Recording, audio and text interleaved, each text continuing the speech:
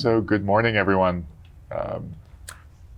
Most of you, I think, have met Johnny P before. How many were here at the retreat? So most of you have met him. So you know. Sorry, there's a repeat, I guess. No, well, that was Johnny P, the entrepreneur. Today we're going to find out Johnny P, the human. So I'm excited. That's the more dangerous side, for sure. This is the behind the scenes. I'm not the normal Provo person. No.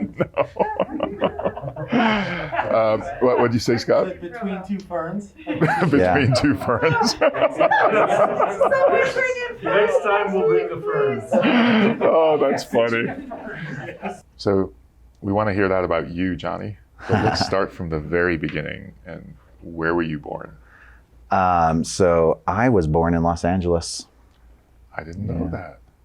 I assumed you were born here. No, I have no Utah connection except for coming here. And when did I move to Utah? I was like 22 or something. Oh my like gosh.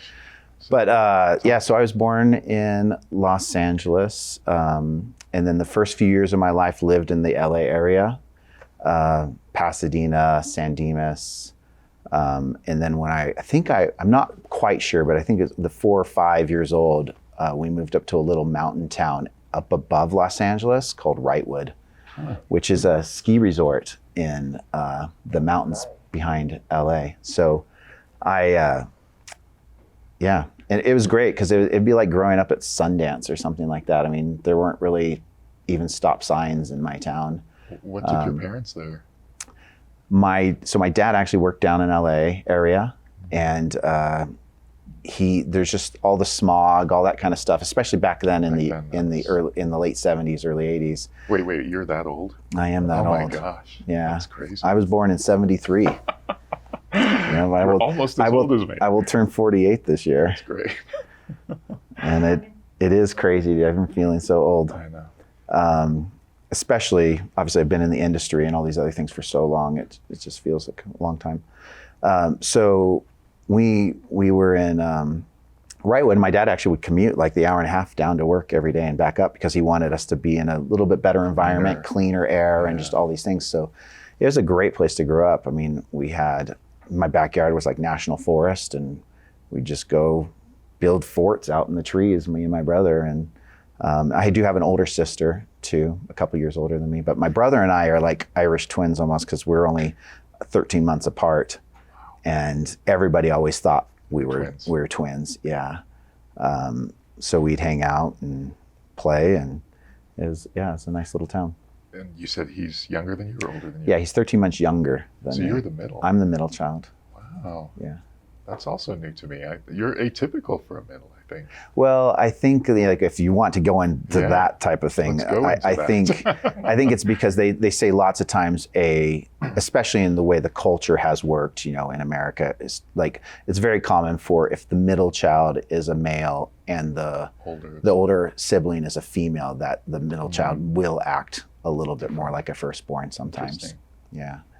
And you spent through high school there in Southern California? Yeah, so Wrightwood, I went to elementary school, and did all the things. The high school, Wrightwood's such a small town, the high school is actually about, I can't remember exactly, 15, 20-minute drive from the little town. So I had to drive down to Phelan, California, which is kind of down in the deserts of Southern California by like Hesperia, Victorville, and all that area.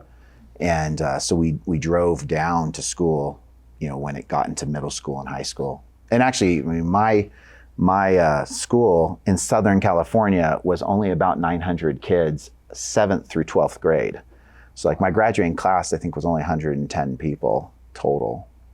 We assume everything in California is bigger numbers than that. Well, I think that school now is only a high school now.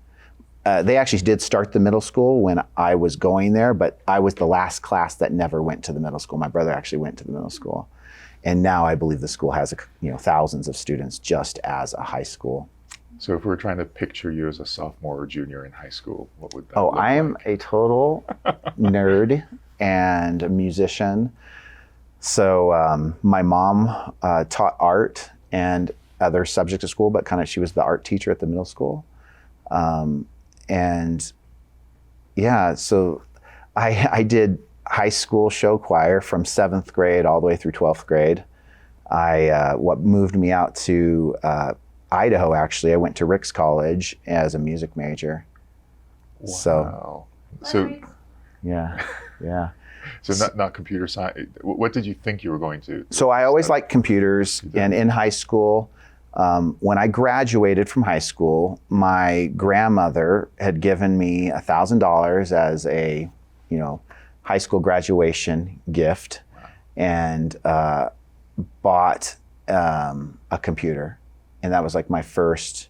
Well, I actually already did a little bit of programming beforehand on some computers, but I was like the last generation that I took typing lessons, like on an actual typewriter in high school. So like they were just starting to put some computer labs in high schools and things like that. And the other thing, during the summer, like my first interest in computers, I don't know why, I've just always liked them, and I would do small batch processes and just try and make my computer work a little bit better. So like from DOS, I could just like type a number and it would start the application and, build a little menu and all that kind of garbage. And then my mom got one of the very first computers, one of the original Macs that you had to load from floppy disks and everything. Wow. And I was trying to help her, teach her how to use that. So I didn't know how to use it either. We were learning it together, kind of a thing. She never learned it, but I ended up learning all that stuff. And then my dad, as a mortgage broker, he had, I'm trying to remember what the HP Financial Calculator's number was, but the HP Financial Calculator, he was always doing mortgages for people and trying to calculate rates and stuff like that. And I ended up writing a program for his calculator so he could just type in like the loan amount, the down payment, and it would then tell them what the payments would be, based off of all those things.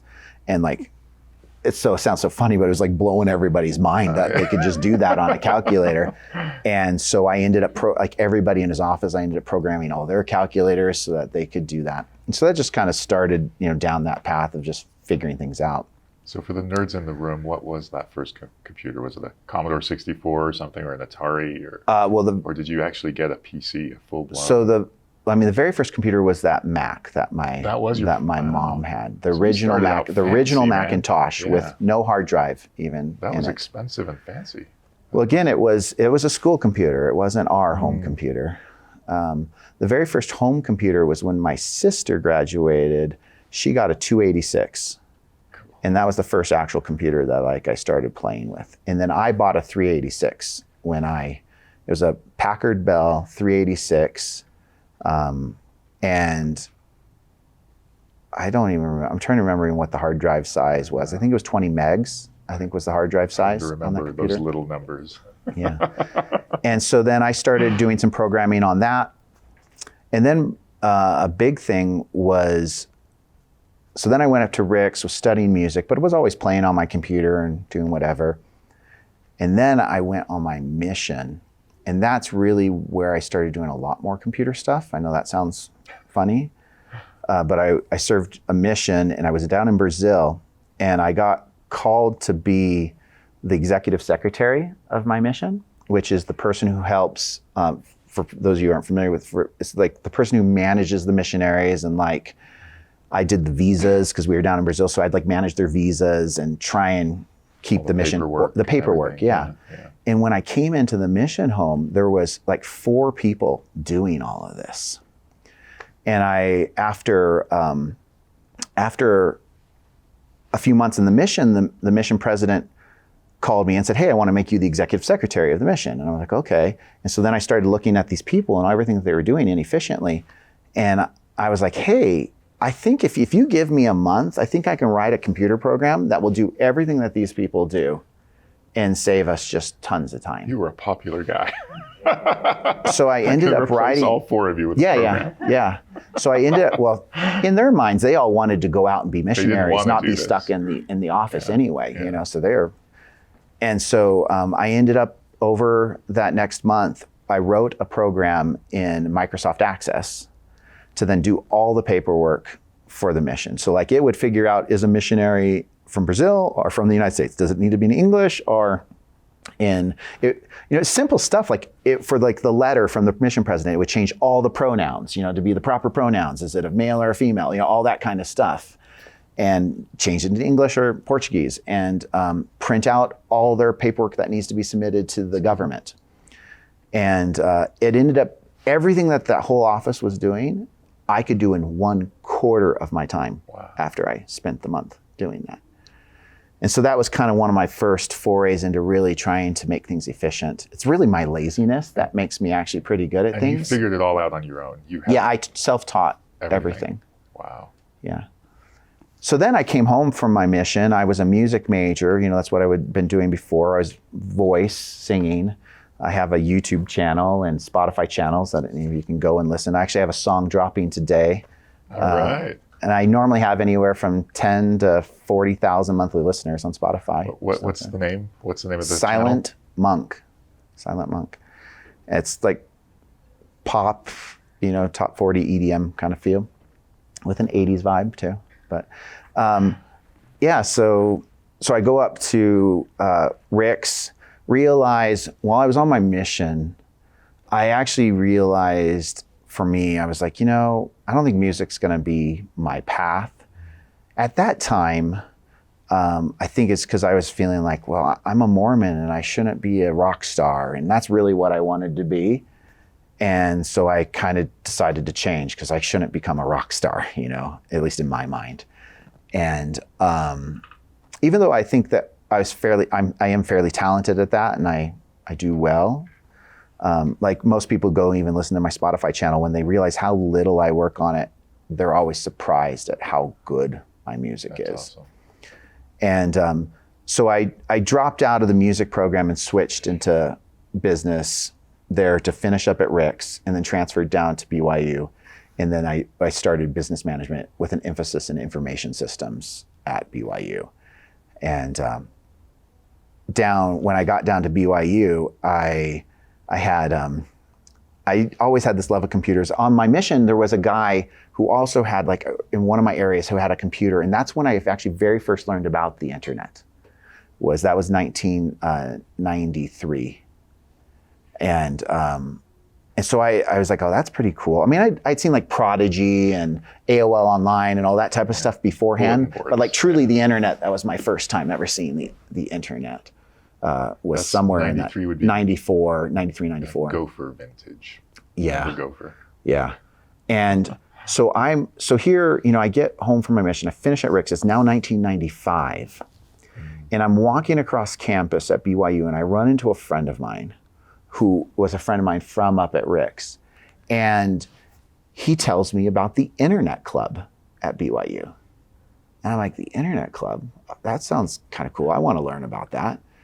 So he's like, oh, we meet this day. And it was really almost more like a Unix users group type of a thing. So I went over there, and I don't know why I did this, but I was just like, hey, I want to join your club. This is like the first day I'm there. Like, great. I'm like, no, I want to be an officer in your club. The very first day I showed up. I want to be the boss. Yeah. And they're like, I'm actually not like that. I'm totally okay being like the second guy. Yeah. But so they're like, well, we can make you the secretary. I'm like, great, I'll be the secretary. And it's just, I just knew I really wanted to learn about this. Like, it was so fascinating to me. And I thought the more I committed to just going all in, like the more it would make me engaged. It's just how I am. And so I was like, I'm going all in on this. So then within like a week, I was like, hey, I think we should teach classes about building websites so that we can get more people interested in coming and be a part of our club. And they're like, well, okay, we'll do whatever you want, kind of a thing. So I hung up some flyers around campus, and I was like, hey, come learn how to build a website. This is 1995 at this point. And I ended up teaching these classes, and I think I only ended up doing 2 or 3 of them, not very many of them, where people would come. I would then study the whole week, because I didn't even know what I was doing. I literally never built a website in my life. I just decided I was going to teach people how to build websites. And for me, one of the very best ways of learning is to teach. So I would study, I would learn how to build something, and then, I'd have 3 or 4 people show up from just randomly around the class, and I'd be like, hey, this is how we now code HTML. Well, then that just started taking off, and people started learning that I did websites, which at that moment I still didn't really do. But then I just started building websites for all kinds of people. And, that's kind of really how I got into the computer world. Oh, that's amazing. That kind of spun from there.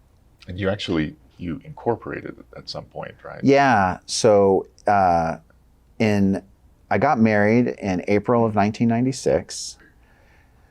Josh James and I had actually been friends the whole previous year in school.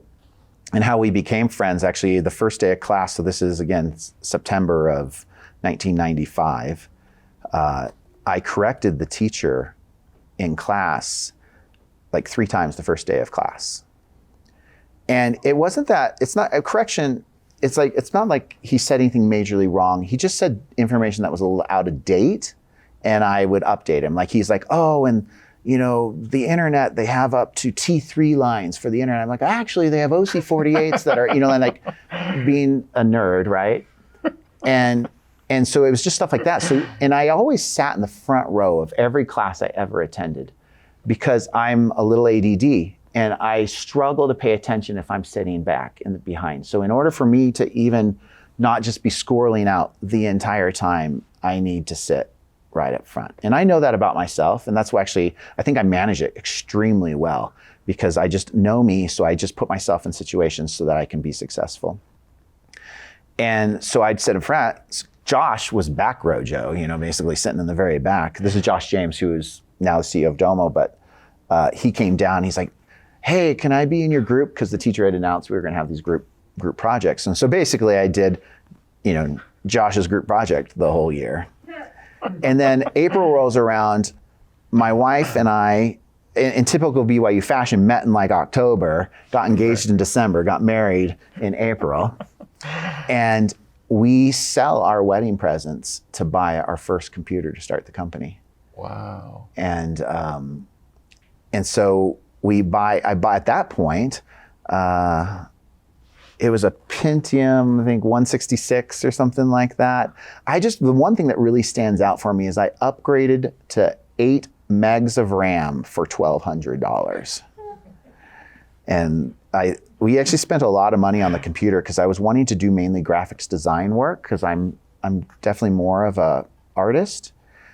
And so I was managing a computer lab also. Before I owned my own computer, I was managing a computer lab at BYU. Or at least at first I was working at the computer lab. Probably that year I was working at the computer lab. I eventually was managing the computer lab. And so now all of a sudden I had my own computer where I could actually start doing work for other people, because I couldn't use the computers at work to do business stuff, right? At least you weren't supposed to. So Heidi and I now had this computer. I started officially really building websites for people, It's like, because I'd use the school computers when we were doing classroom stuff, but now I was actually had a business and started this business. And then JP Design? It's called JP Graphics, yeah. JP. I literally was making like wedding invitations for people. And to give you a little insight into my personality, like when I sent out my wedding invitations that I had made myself, I actually swapped out my face and my wife's face on our invitations. So in Photoshop, so her face was on my body and my face was on her body.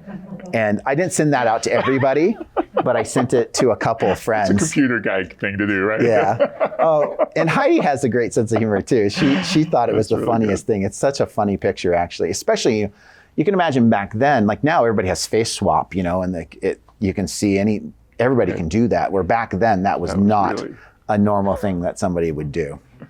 I mean, even having a printer back then, for most people was something they wouldn't have.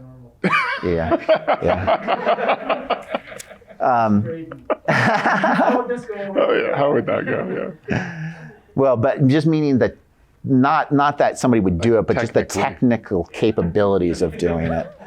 An iPhone would have blown us away back then, Drew. Yeah. See that go. Are you from 100 years in the future? Yeah, totally.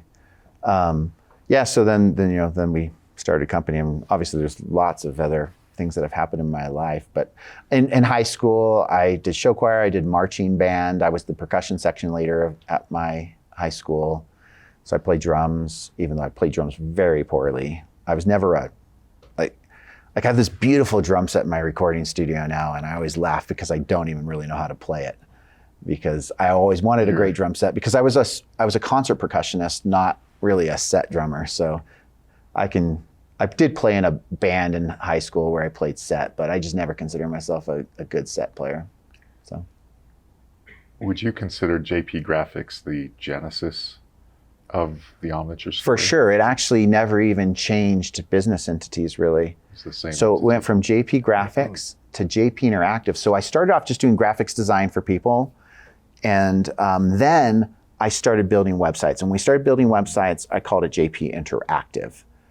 And one thing that really set me aside from anybody else I knew who was building websites at that time, obviously there were very few people who were building websites at that time, was that we actually specialized in CGI programming in the back end system. So we were actually writing Perl scripts and it's because I had my even nerdier friends from the Internet Club. So I went to one of them. His name was Eric Layton, who ended up being our very first programmer at Omniture, or whatever was Omniture, JP Interactive. Yeah. And I was like, so I was just the salesperson. And I'd go out and I'd say to somebody, hey, do you need a website? I would then design the website in Photoshop, show them, say, hey, is this what you want? And then I would cut up all the imagery, hand it to Eric. He'd actually do I'd do like the basic HTML programming, but he would do any back-end system. So like if they wanted a form that would get filled out or any kind of real back-end system. So I'm not a hardcore developer at all. I'm more of a product person, would probably be the best way to describe me. I know enough about software and engineering to just get myself in trouble. I mean, I know a lot compared to a lot of other You know a lot. You're people, a computer guy. But you have to always be careful when you're, because obviously true engineers are just a whole nother level of knowledge. So we designed it. Eric would then build stuff. And I remember one of the first times that like really made me sit there and go, man, I'm on the wrong side of this, was I went out and I bid a website for a guy, and I said, look, we'll build that for $30,000. I'd gone to Eric and I said, Eric, what will you charge me to make this? And I think it was $3,000. So I'm like, great, okay, Eric, I'll pay you your $3,000. This guy's gonna pay me $30,000. And then he ended up building that business and selling it for like $10 million or something like that. And I was just like, I mean, Eric's probably thinking, man, I should have had the 30. I'm thinking I should have had the 10 million, The funny thing about it is, and this is, until you're on the side of like the business person, you don't realize like, I made like no money on all of that. Like, because I was still like, the time it took us feeding everybody, like the other people that were in the company, because Eric wasn't the only person in the company, it's like, we just barely survived, off of everything. But it's, that was one of the first times that I was like, man, I should start working on some of my own projects. When Heidi and I started the company too, it was that we started working over the summer, and then Josh was down in LA doing some acting, I believe, or something. He came back and he was talking to me about some business ideas. And that's when I said, hey, why don't you just join me, and why don't you sell and all build Be a product guy. and manage all this stuff. And that's how we kind of became partners. And what year was that? that was 96, the end It of. was still that long before. Yeah. Wow. Yeah. So, Johnny's too humble to and that's how Omniture started. But I'll quickly tell you guys that Omniture then became, I think, before Adobe's acquisition, 350 million in AR. Yeah, something so like that. the year we sold to them, we had just finished, I believe, a $350 million year. I think when we finally finalized the transaction, I think we were on a $500 million run rate, That's somewhere crazy. around there. So in Utah, built in Utah, and the exit at the time was unheard of. $1.8 billion in Yeah, which is funny because then I looked at like the Divi acquisition yesterday, and they sold for 2.5, and they were, I think, just around 100 million. That's the valuation difference. Yeah. Exactly. If Omniture were valued by today's standards, We would have sold for 20. It's crazy. Yeah. It's crazy. At the time, it was sincerely unheard of. Yeah. And then you exit. Although we didn't, when we went public, we actually at our highest point, I think we were like a $3.8 billion valuation as a publicly traded company. I don't think I realized that. Yeah, well, because we got up to $37, $38 a share, and we ended up selling at only $21.50. So they got a bargain. And of course now. Yeah, that was all during the crash, when everything. Even when we IPO'd in 2006, there hadn't been a software IPO in a long time. I want to say months and months and months. There hadn't been even an IPO. It's amazing. What's amazing is the Adobe business that grew out of the Omniture business is now somewhere in the $4 billion range. Yeah, but to be fair, crazy. They've done a lot of acquisitions and they have a lot of, yeah. But I mean, I think you wouldn't, I think Omniture being at the heart of that is for sure that was the true. heart. I mean, I've definitely had, the people at Adobe still many years later come and thank me and say that, it was one of the best acquisitions that they've ever made. So I'm really happy about that. When I look at a lot of people who sell companies, sometimes they're like, man, I'm so glad I got rid of that hot potato, kind of a thing. And I'm like, I literally couldn't even sell something to somebody if I didn't believe it was going to be a good thing for them too.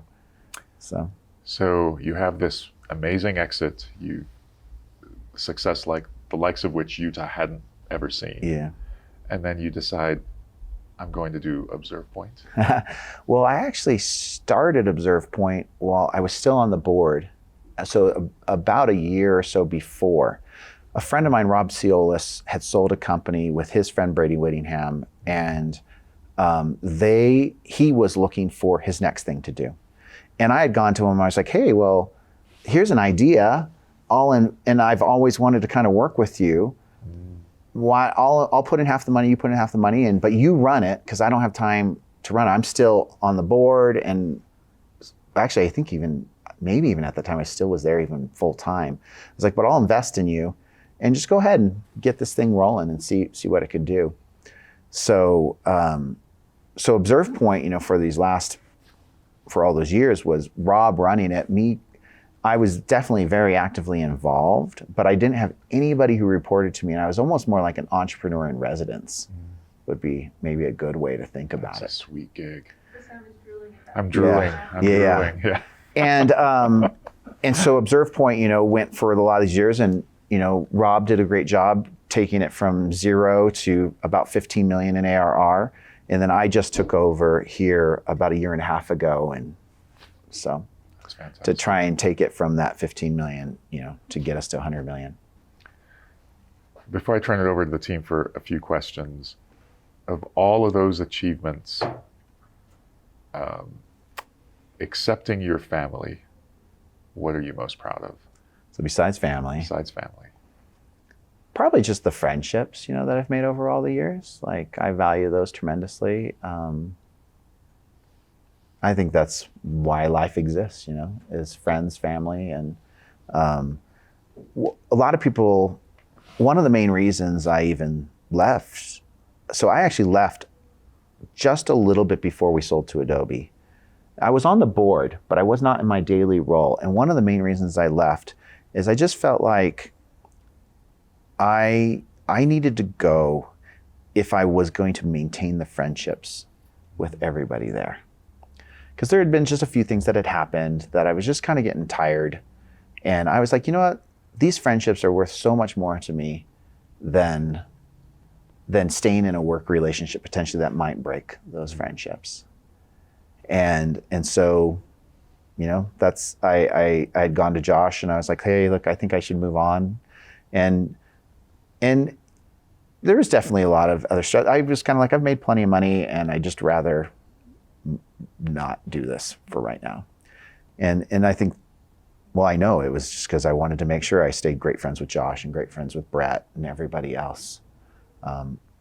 So I do think it's, when you look back on life, you definitely have different accomplishments, but I do think that, when you sit around, with people, what do you talk about? You talk about the fun trip you did and those memories you built together, and that's all anybody really wants for the most part out of life.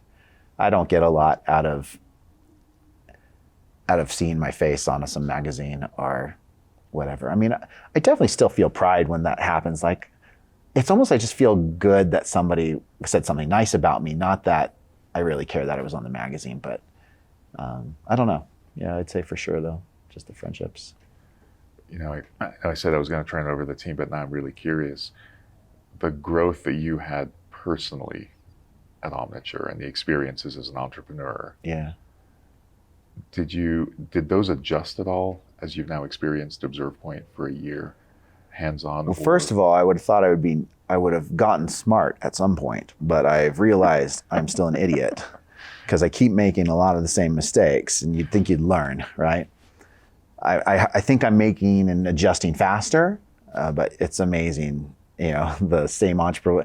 I think about like when I go to like a BYU and I teach some lesson on like what to be as a startup, you know, and I'm like, why don't I follow my own advice more? You know, it's like, I definitely, you know, have shifted over time. I've always been, I don't think I'm that different. Especially as people make money, I always tell people, look, I'll hear a lot of people say like, oh, this person made all this money and now they're a jerk or whatever. I'm like, no, they were a jerk before they made money. I always tell people that success and all of that only amplifies a person. It doesn't really change a person. Now, we are all changing, right, over time. Like definitely my belief structure now is totally different than it was when I was on a mission. But overall, I'm still very much the same loving human that I've always been. If anything, I feel like I even love people more. I've expanded my tolerance levels and all these other things. Like I actually I'm chairman of a public policy institute here in Utah called the Libertas Institute, which is always fighting for tons of freedom. It's very libertarian, very, you know, hence my comment earlier. I was saying I don't fit very well in Provo because I'm just fighting for everybody's freedom. I always joke that Democrats and Republicans are just arguing over how they're going to control you, not whether or not they should control you. You know, that's, so I don't know. That's probably enough said. Thanks, Johnny. Well, with that, let me turn it to what now looks like an audience. That's crazy. Should we go to Shan? Yeah. Go ahead. When you mentioned that you made the same mistakes, can you share us like what kind of same mistakes you have made so that we can learn? Yeah, it's probably, and sometimes I don't know if they're mistakes. It's just like for example, one of the things I always talk about is, you know, hire slow, fire fast, you know, when there's not a fit. And when you're in the moment, it's really easy to just hire the next person. You know, like, oh, who's up to bat next? Well, let's go. Let's get this thing moving instead of being more methodical because you're stressed. You don't have a lot of time. And then the same thing when somebody's not working out.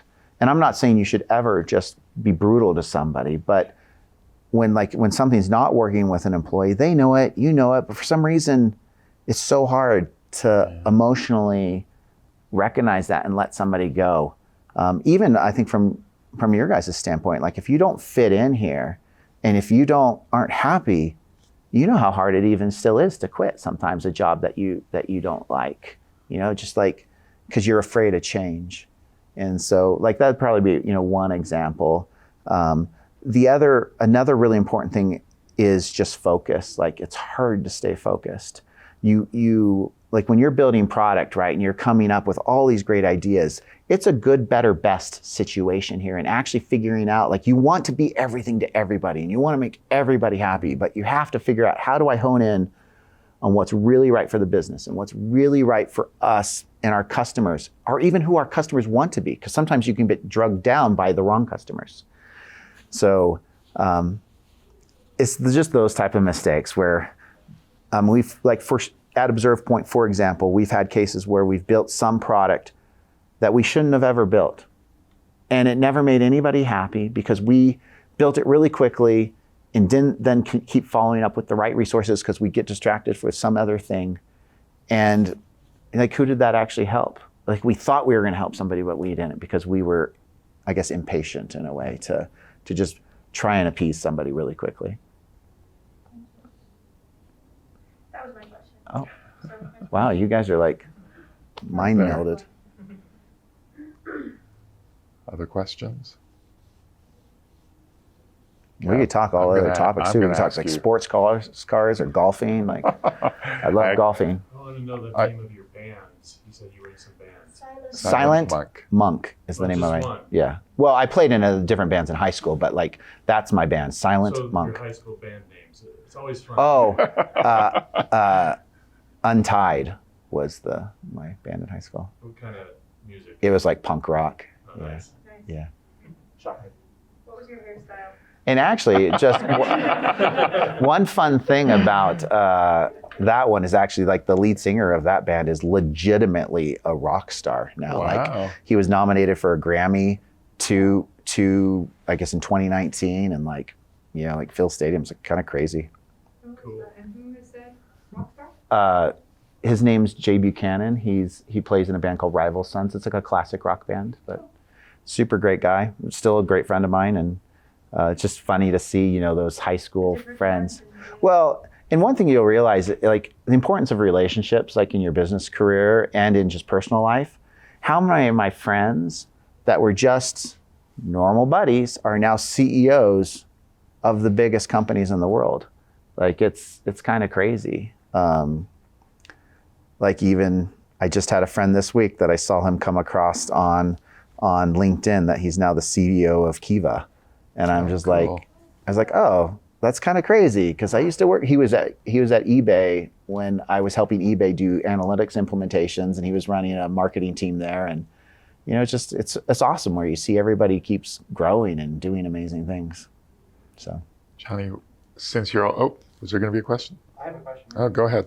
Go ahead. I was going to say, obviously, like it sounds pretty, your ride was pretty meteoric, but obviously there were hard times. Well, that was 13 years. What's that? It was 13 years. 13, okay. So what were some of were there points at which you were like, I'm going to quit this? What were some of the hard points? Oh. How did you get through them? We've had so many hard points, like, you know, for example, some of the different things. There was one point where Josh and I had no idea even how we were going to make payroll, and we ended up mortgaging our houses to make payroll. And there's been times we had a deal that fell through. We ended up having to let go of about 70% of the company 2 weeks before Christmas. One good thing about that, we couldn't even do severance. We had no money. And that always bothered Josh and I. So several years later, we actually mailed all those employees severance. But yeah, so everybody always hears just the meteoric, like thinks that that's all that happens. But most companies go through, you know, highs and lows. And I think, unfortunately for us, like fortunately for a lot of these companies nowadays, like they have incredible growth because the economies overall have been doing pretty well, especially in the tech world still, right? Even in the tech world, even during COVID, most tech companies still did pretty well, you know, because everybody was switching to tech. And we had this horrible economy last year where like people either got really hurt or did crazy well. And so I don't like that in a lot of ways because it made people unempathetic to the people who are really hurting in a lot of ways, because they're like, well, we're doing well, you must not be working hard. It's like, no, it's just they were in the wrong industry, you know, type of a thing. But for us, we went through the first internet crash. We then went through the crash in 2006, 2007. You know, we kind of kept hitting these bad timing things that happened. But overall, still had tremendous success, which we're grateful for. What made you, it's just the faith in the company and the product? Yeah, I think that overall, we had tons of pivots. And, we started off as we became what was called mycomputer.com. We had like 10 different products. We then decided to sell that off. We focused then just on our analytics package. And that's when we really started seeing our real rise. And that was more around that, I think it was like 2002 when we made that shift. So I think it's grit. When you look at most things, it's like, just keep going. Like you guys, here, just like keep going, keep pressing forward and you'll get there. Most important thing is honestly manage expenses. Don't get yourselves in a position where all of a sudden you run out of gas. That's your only real danger that you have as a company. I actually believe when you get good, hardworking people together, and if you're committed to listening to customers, finding market fit, you will eventually hit a that kind of steep curve, but it might just take you a while. It's just most people run out of gas, right? When you look at a lot of these mismanaged companies. That's a great question. Well, Well, I have a question Yeah, go. that's totally irrelevant. Wrightwood, I think I was around there around the same time. Next to Mountain High, there's Yeah. a little ski hill. Yeah, Holiday Hill. And- Cracker Ridge. Do you remember that? Oh, like up the two. Yeah. Because that's like what, 30 minutes up the road. Yeah. Well, it's probably on the way to work, or I think, Well, right on the- it would be if you took that road, but that road actually closes between Wrightwood and there. Like you actually can't, in wintertime, you can't get from Wrightwood to Kraken Ridge. You actually have to drive all the way around. Oh, I didn't know that. Yeah. So did you spend time at that little ski hill at all? It's so small, it's like 1 or 2 lifts, right? Yeah. Yeah. As a musician, I didn't, because there was a little bluegrass band that played there, Huh. and it was like something I remember from California. Yeah. Growing up around those days. Yeah. That was way cool. I'd only ever seen it during the summertime when we'd make the drive just for fun. But yeah, because Mountain High is actually one of the biggest ski resorts in Southern California. A lot of people haven't heard, they think of more Big Bear area, but it's a huge, comparison to a lot of stuff down there, ski resort with mediocre snow, Blue icy snow. Yeah, blue icy snow. So I'm going to put you on the spot with a closing comment, Johnny, and that is, aside from professional and career advice, because everyone asks you about that, if you were to talk to a 30-year-old about their outside of work world, thinking that you're talking to your 30-year-old self, what would you say? I would probably tell a lot of people, like, live authentically. I think most people's unhappiness comes from that they're trying to be something for somebody else too much. And, you need to just be you, Now, if being you is a murderer, that's probably not what I think so. But like, as long as you're a somewhat decent human being. Please check in first. Yeah, check those, basic things first. And then, but live authentically and be you and realize that everything in the world is made up by people no smarter than you. That's a quote from Steve Jobs. And because that's something that I think just wakes you up. Just like, oh yeah, like I remember when I was young, I used to think like laws came from God, like literally speed limits, like that these were divine things from these elders who knew we're so much wiser than all of us, right? And then you start to realize as you get older and older, like, nope, everything's just made up. Somebody wanted to control somebody, so they came up with this rule. And you have to decide, on your authenticity and what's going to make you and your family happy and live authentically to that. So, Right. John, thanks so much for making the time and the drive up here to Park City. It's at least as a beautiful drive through Provo Canyon. With that, let me tell you, I can always tell when Johnny's arrived because I look in the parking lot and this car stands out. So if you're a car person, go check out the car that's in the parking lot. But thanks a lot for your time. Oh yeah, thank you. Although I didn't drive anything super crazy up today. Yeah, but it's pretty freaking sweet. I like to go visit John just to check out what the latest and greatest in sports cars is. Oh, on the front. I drove a S60